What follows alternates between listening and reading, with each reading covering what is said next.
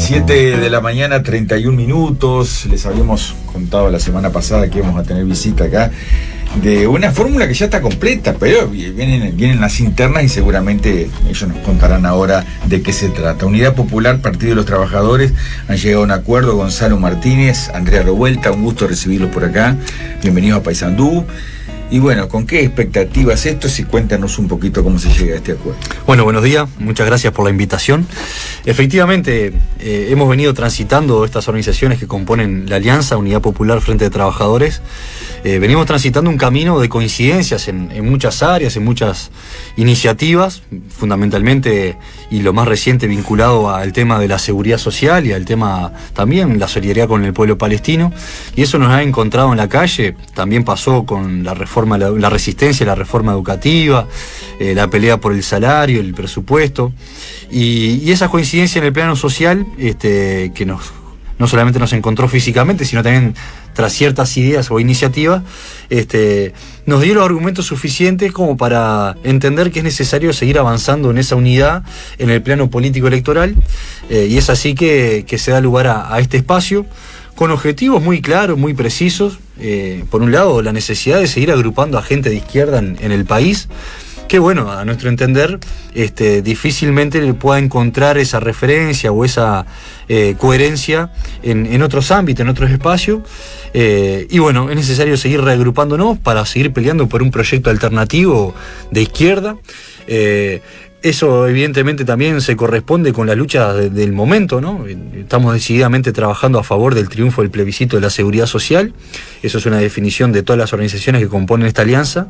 Y también nos motiva la idea de poder en octubre lograr una representación parlamentaria que desde ese ámbito pueda no solamente resistir a esta ofensiva que sistemáticamente desde todos los partidos, y en este caso del gobierno de turno, son iniciativas que arremeten contra los intereses de los trabajadores, ¿no? Que recortan presupuestos de educación, de vivienda, salud, donde no hay fuentes de empleo digna, y a la vez, además de resistir a esa situación, ser capaces de promover proyectos e iniciativas propias que intenten dar solución a estos problemas que identificamos fundamentalmente de los más humildes, de los trabajadores de todo el país.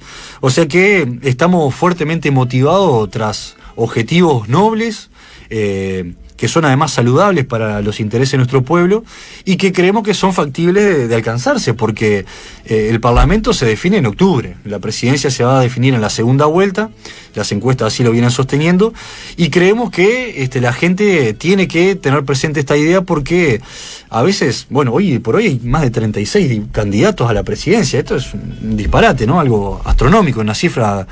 Y sin embargo, cuando uno analiza los programas y las propuestas, no encuentra tantas diferencias entre unos y otros. Y nosotros creemos que en octubre la gente tiene que votar propuestas, tiene que votar proyectos, iniciativas. Y en la tarde de hoy, a las 19:30 horas, en el Club Rampla, vamos a estar dando a conocer a la población del departamento justamente todas estas iniciativas que estamos manejando, que pueden ser impulsadas tanto desde el Parlamento como desde otros ámbitos del gobierno. ¿Y la mirada femenina cómo se plantan ante esta realidad? Bueno, es una mirada femenina y una mirada trabajadora, ¿no? Soy una trabajadora y además entiendo que es fundamental tener una expresión y una representación para los trabajadores, para el pueblo en general, a los explotados, a los que construyen día a día la riqueza existente, que son los que trabajan. En ese sentido me coloco como mujer trabajadora. Y creemos que, bueno, que hay una falsa oposición, un falso antagonismo en las propuestas que están planteadas. Bien decía Gonzalo, 36 candidatos a la presidencia, un montón de partidos, pero desde el punto de vista de partidos que se coloquen decididamente, consecuentemente del lado de los trabajadores, solamente podemos plantear que está la fórmula de estos partidos que han venido sistemáticamente y desde hace muchos años, no somos una creación nueva, intervenimos cotidianamente en la lucha de los trabajadores, en los sindicatos, en las cooperativas, en los barrios, reivindicando y llevando adelante todos los planteos que tengan que ver con mejorar las condiciones de vida y las condiciones de trabajo. Y bueno, que no es lo que ha sucedido en todos estos últimos años, ¿no? Donde hemos asistido a reformas de todo tipo, que siempre han sido reformas que perjudican abiertamente a los trabajadores y a los hijos de los trabajadores. Desde la reforma tributaria, la reforma de la seguridad social, la reforma educativa, son todas reformas impulsadas por el Gran Capital y el Fondo Monetario y que tienen que ver con ajustar sobre los trabajadores, sobre los que generan la riqueza, con reducción de aporte a las patronales, con exoneraciones a los megaproyectos, a las multinacionales, a los exportadores, y no así a los que día a día tienen que ganarse la vida con su propio trabajo. En ese sentido, creemos que es fundamental contar con una presencia, con una organización, no con un agrupamiento, que también le abra las puertas a todos aquellos que quieran sumarse a participar y a llevar adelante esta propuesta, y que esta propuesta pueda estar presente en el Parlamento, ¿tá? Con propuestas concretas para llevar adelante, pero también que sirva como una tribuna desde donde pueda amplificarse y difundirse y apoyarse las reivindicaciones que los trabajadores llevan adelante. Que los trabajadores y que a nivel internacional también. Nosotros estamos decididamente apoyando al pueblo palestino en la masacre que se está perpetrando en Gaza, en Rafah, que amenaza con liquidar a todo un pueblo que la próxima invasión terrestre los deja fuera del mapa. Son más de 2 millones de personas que están condenadas en un apartheid, están condenadas en una cárcel a cielo abierto, donde el principal arma de guerra hoy es el hambre, el no acceso a la alimentación, más de 12.000 niños asesinados, y seguimos mirándolo de afuera. El gobierno uruguayo es cómplice de esta situación, en la medida que no vota los cese al fuego en los organismos internacionales, y que mira para otro lado. Y cuando vemos, lo podemos ver en simultáneo, ¿no? Las masacres y las situaciones que se perpetran en esos lugares. La reforma de la seguridad social, otro tanto. Se está impulsando desde el movimiento obrero organizado plebiscitar y colocar 3 puntos centrales que tienen que ver con volver a la edad a los 60 años, eliminación de la SAFAP y equiparación de la jubilación mínima con el salario mínimo. Son 3 reivindicaciones puntuales que tienen que ver con las condiciones de vida general de la población. La fórmula que pueden ver acá y que nosotros militamos cotidianamente con el resto de los trabajadores, impulsamos decididamente el triunfo del plebiscito y el triunfo también, por supuesto, para octubre, de lo que está planteado, de la reforma constitucional planteada en este plebiscito, por ejemplo. En ese sentido, creemos que justamente que no hay un falso antagonismo entre todos los otros candidatos, en la medida que todos se postulan para gestionar el régimen capitalista, más o menos suavemente, pero están en la misma, en el mismo terreno, digamos, y nosotros lo que planteamos es retomar aquellos principios históricos de izquierda, de llevar adelante la lucha de los trabajadores. Nos colocamos de ese lado abiertamente. Bien. No estamos en un diálogo social. ¿Con quién vamos a dialogar? ¿Con el que nos está oprimiendo? Estamos con un diálogo entre los trabajadores para construir una herramienta propia. Y en ese sentido, estamos en esta propuesta. Hablaba de la preocupación que hay también con el tema de la enseñanza. Sos docente, ¿con qué expectativa somos? Son los dos docentes. Bueno, yo aún no tengo el título, hay que aclararlo en esto de que hay títulos que se regalan por todos lados. No, pero evidentemente sí, estamos involucrados con la educación, por la formación y por nuestras prácticas. Y la educación pública viene golpeada hace mucho tiempo, ¿no? Desde el momento en que no se le ha dado el presupuesto necesario, el 6% del PBI, y esto no es un capricho, ¿no? Capaz que la gente escucha, otra vez con el 6% del PBI, pero sin presupuesto nada puede funcionar. Y si uno le da poco presupuesto, el funcionamiento no va a ser el óptimo, no va a ser el adecuado. Y la educación necesita el 6% del PBI, y eso ningún gobierno se lo ha dado hasta el momento. Obviamente que también, además de contar con recursos financieros, necesita de una posibilidad y una potestad de gestión distinta a la que viene sucediendo, ¿no? Aquello de la autonomía del cogobierno tampoco es un capricho. Se trata de una concepción de cómo construir y desarrollar la educación. Y nosotros creemos que la autonomía del cogobierno habilita y posibilita que sean los propios profesores, los maestros, incluso los educadores, los estudiantes, que participan de forma activa en la toma de decisión del rumbo de la educación pública. Porque si no lo hacen los propios docentes, si no lo hacen los estudiantes, lo vienen a hacer los técnicos de organismos internacionales que te vienen a recomendar que en vez de desarrollar el pensamiento crítico, filosófico, tienen que aprender a digitar solamente un teclado. Y nosotros no creemos que eso tiene que ser el rumbo de la educación pública, ¿verdad?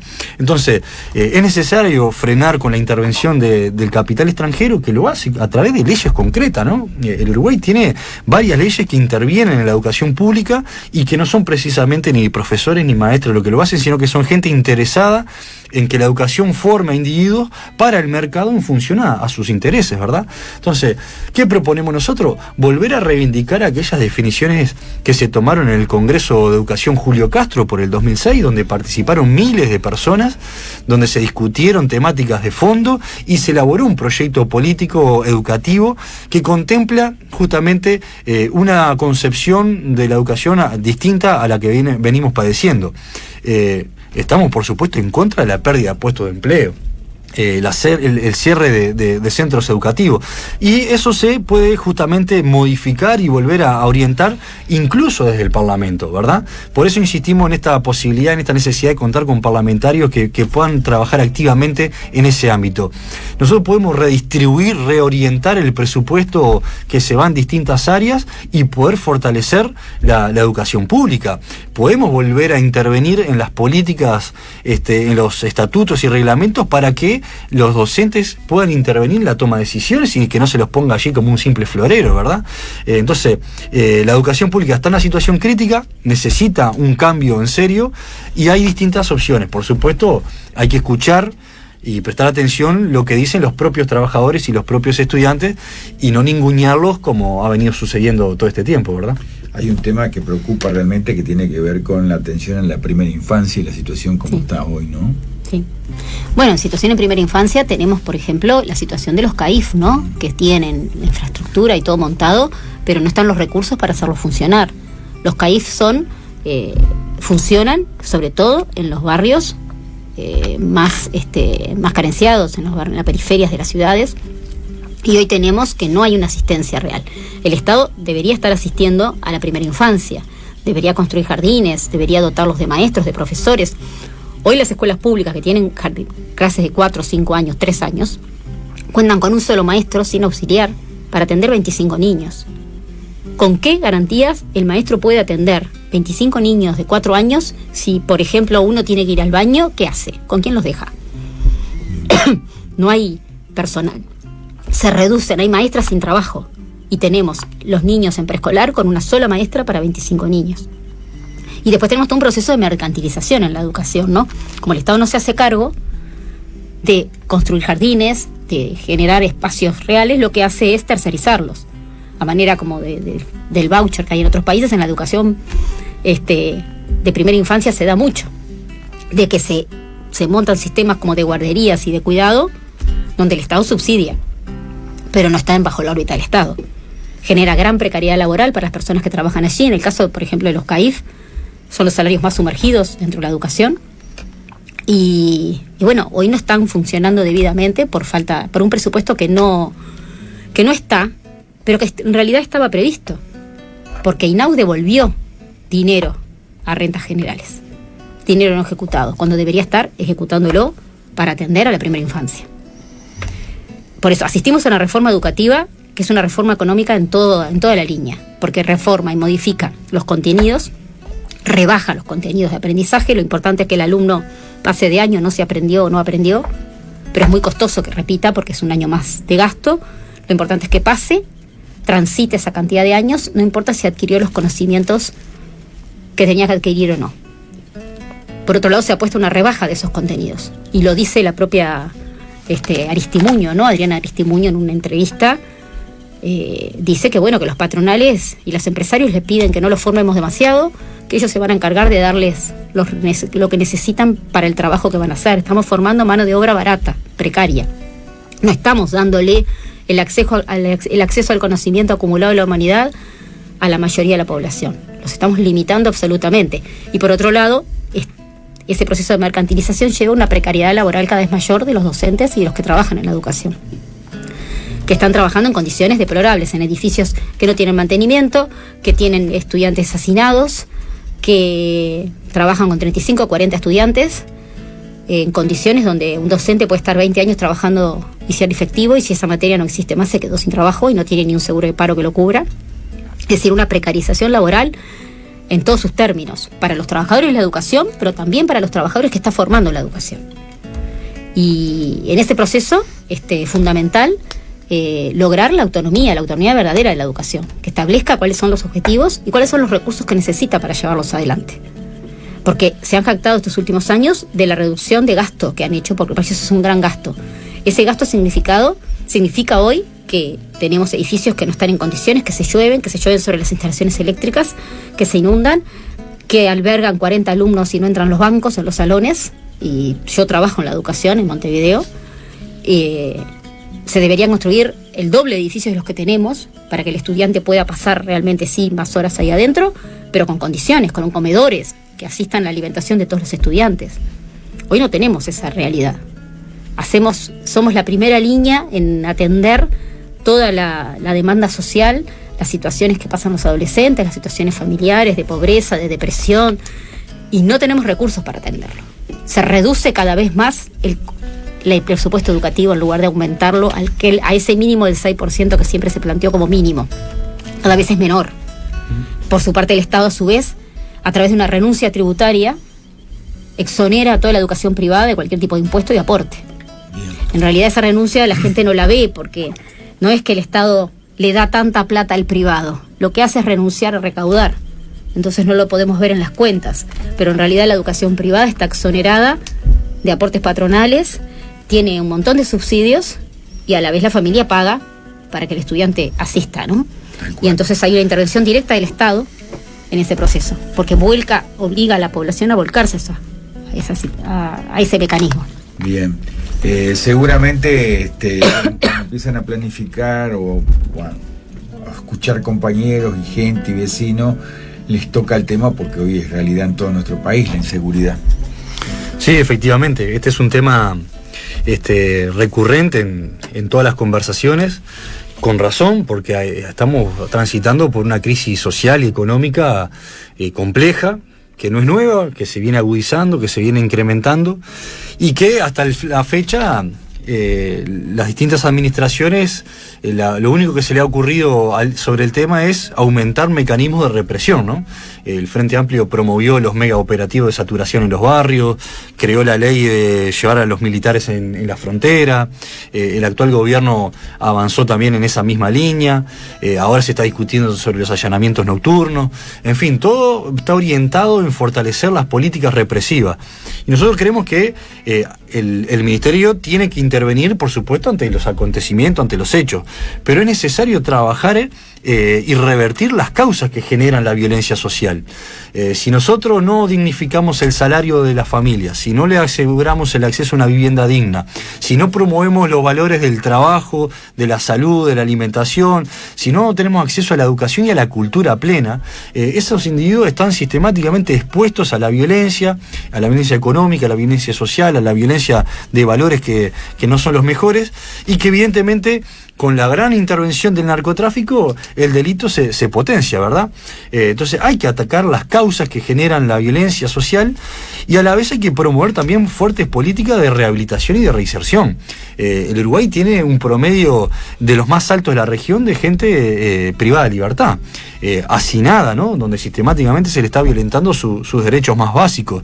Y sin embargo, una vez que están privados de libertad, que debería ser el único derecho al cual se le debe privar, a la libertad, porque todo lo demás deberían estar asegurados, en esa estadía, en ese tiempo, no hay una política real de rehabilitación y en el trabajo, en la educación, en la salud, y tampoco hay una reinserción. Entonces, esa persona, luego de delinquir y estar privada de libertad, se reinserta, entre comillas, a la sociedad en las mismas condiciones en las que ingresó, ¿verdad? Entonces, ¿qué vamos a esperar? La reproducción de la violencia social y económica. Entonces, es necesario intervenir, sí, en los momentos críticos, pero hay que desarrollar una fuerte política de prevenir y de erradicar las causas que promueven la violencia social. Bien, seguramente habrá muchas cosas para conversar, muchas cosas para charlar, y están convocando para una actividad, reiteramos, 19:30 horas en el Club Rampla hoy. Es una invitación de Unidad Popular y el Frente de los Trabajadores, que presentan a su fórmula, que hoy están con nosotros, a la presidencia, a la vicepresidencia, Compromiso y Pico, vamos a ver. Gonzalo Martínez, Andrea Revuelta, mucha suerte. Gracias a ustedes, muchas gracias por la invitación, y nos vemos en la tarde. Vamos a ver. Supuesto.